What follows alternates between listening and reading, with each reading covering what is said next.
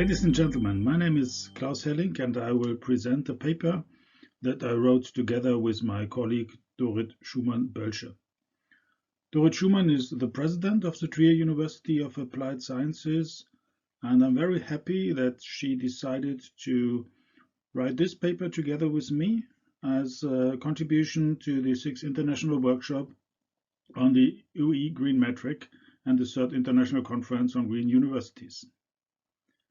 The paper is about innovative water management at the Environmental Campus in Birkenfeld. First, I will explain why sustainable water management is so important for universities. Then I will introduce the Environmental Campus Birkenfeld, and in detail I will present our activities for water conservation, water recycling, and last not least, a real lab project, which is very interesting aspect of water management in Birkenfeld. Universities are responsible to contribute to the implementation of the Agenda 2030 in general and to SDG 6, clean water and sanitation in particular. Universities are the key drivers to educate young people, and the young people must help to solve the existing problems in water availability and the availability of water and sanitation services worldwide, where billions still have limited access to water and sanitations. The research activities of universities contribute to technological, ecological, economic and social progress and innovation. And with knowledge transfer, universities can communicate with surrounding organizations and enable industry, politics and society to create joint innovation for sustainable water management. In this presentation, the contribution of the Environmental Campus Birkenfeld to water security and SDG 6 by innovative water management is addressed.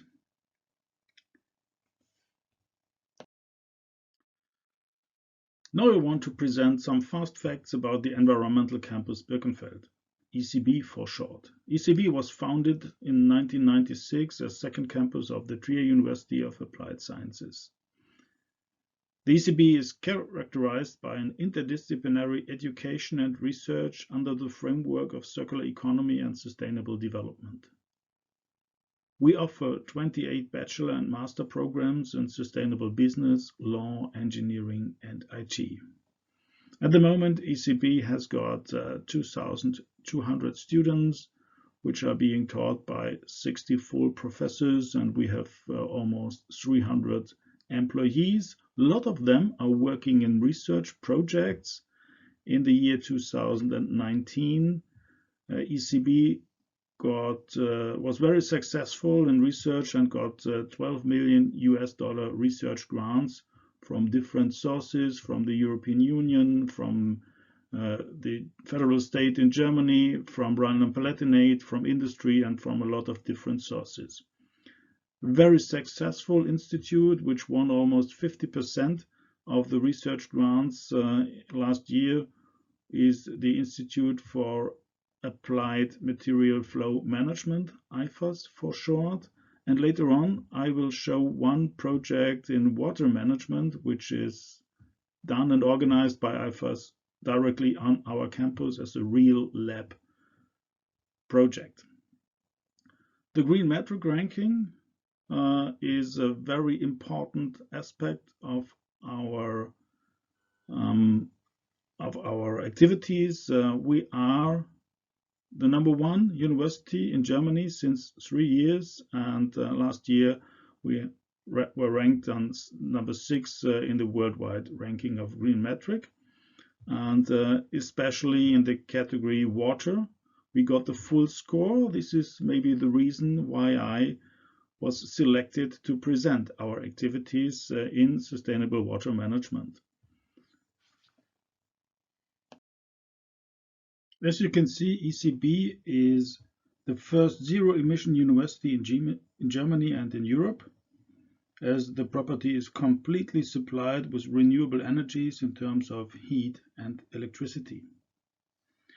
The figure shows the heat supply of the environmental campus. In the nearby wood chip cogeneration plant, heat and electricity are produced from regional waste wood in a climate-neutral and efficient way with the aid of combined heat and power generation, which leads to a higher efficiency.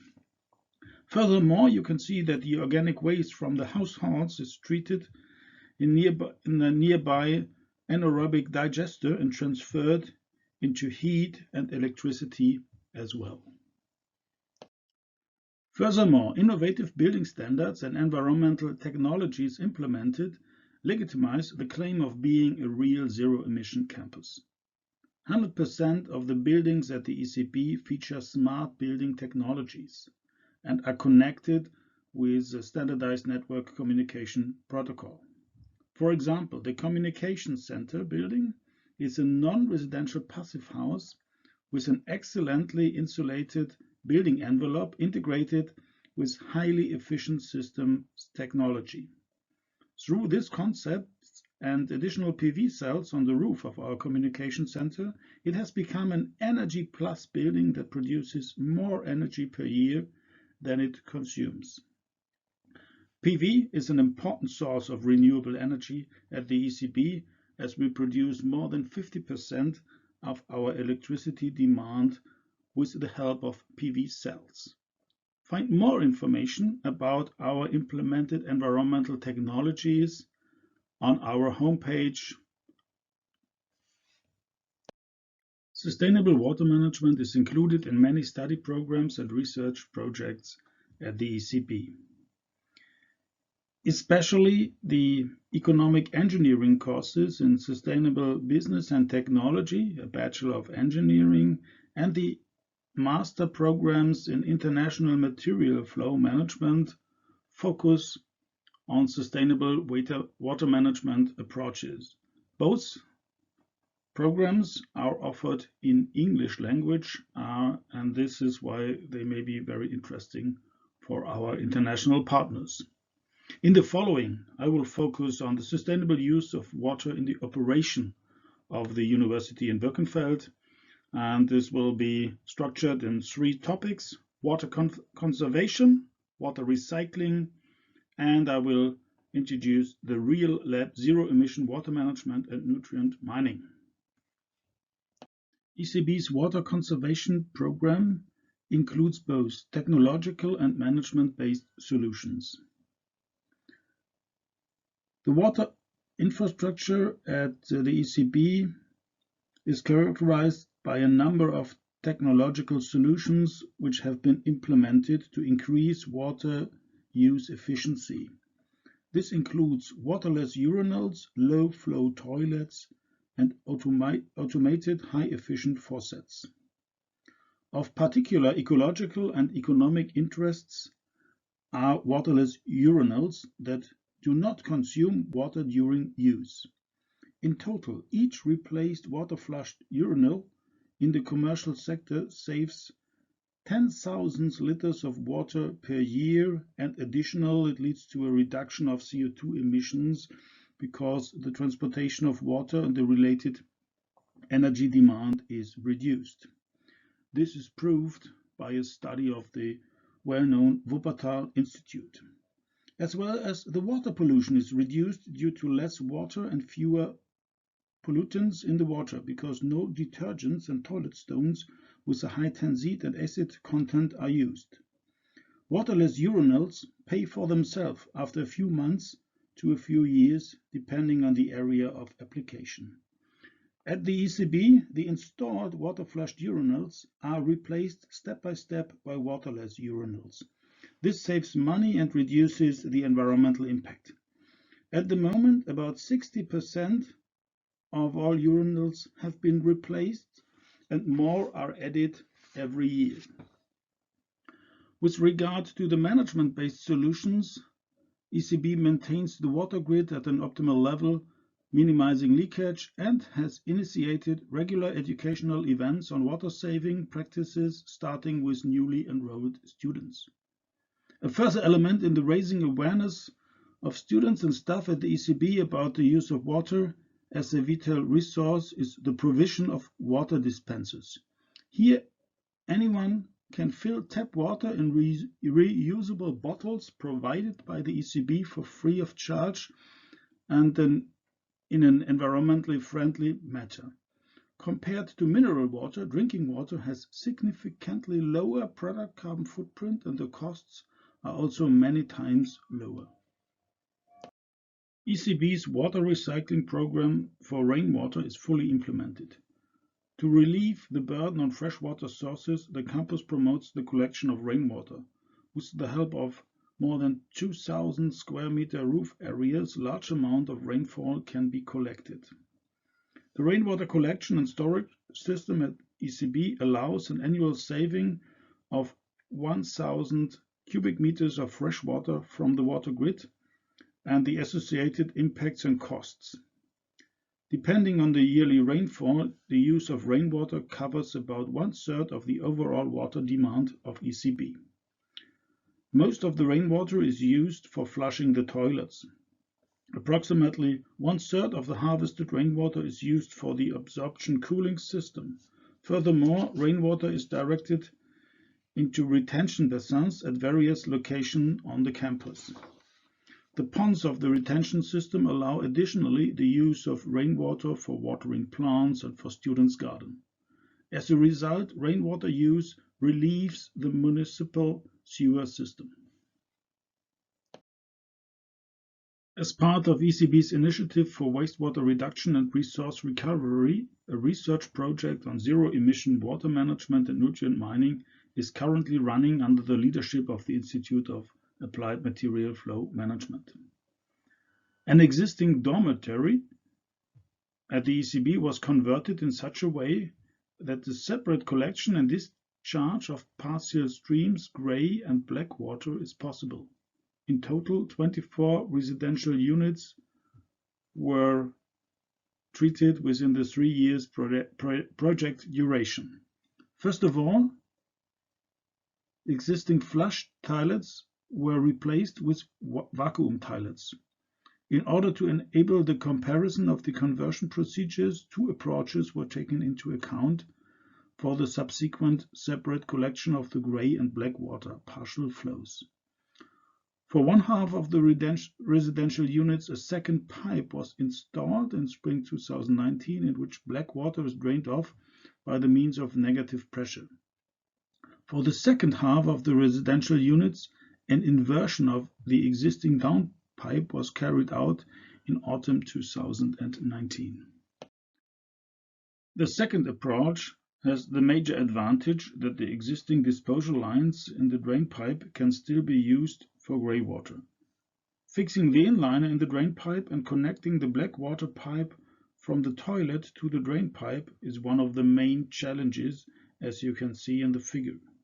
In order to make this possible in a simple and practical way, a suitable fitting was developed and manufactured in the lab for additive manufacturing at the ECB. This is a very good example for interdisciplinary collaboration. Professor Wahl and his students have developed this new fitting and printed it with the help of our 3D printing printers. And this solution represents a future-oriented technical supplement for the comprehensive economic integration of subsequent material flow separation in existing buildings. The next step of this real-lib project will be the installation of a mini biogas plant at the ECB, which is planned for the practical testing of the energetic utilization of black water and bio-waste. Here, the different waste streams from the dormitory and additional food leftovers and fat from the canteen were processed together, and the aim is to produce biogas, which then can deliver energy for the university and also heat for some processes, maybe in the canteen. As I'm running a little bit out of time, I will quickly conclude. Water is the source of life and should therefore play a central role in universities, which are the source of knowledge. The example of ECB has shown that sustainable water management requires an interdisciplinary approach in teaching, research, and knowledge. Furthermore, it is important to design the strategy and operation of the university in such a way that water resources are used responsibly. The approaches presented in the field of water conservation and water recycling at the ECB provide important opportunities for other universities. For example, the use of waterless urinals, the collection of rainwater, and the environmentally friendly, energy-efficient treatment of unavoidable wastewater should be a matter of course. Furthermore, the provision of free tap water should be considered, because this leads to a social atmosphere on the campus and also has a positive economic impact as the other suggested and presented solutions as well. At ECB, water management is also part of a holistic zero-emission approach which is considered at our campus.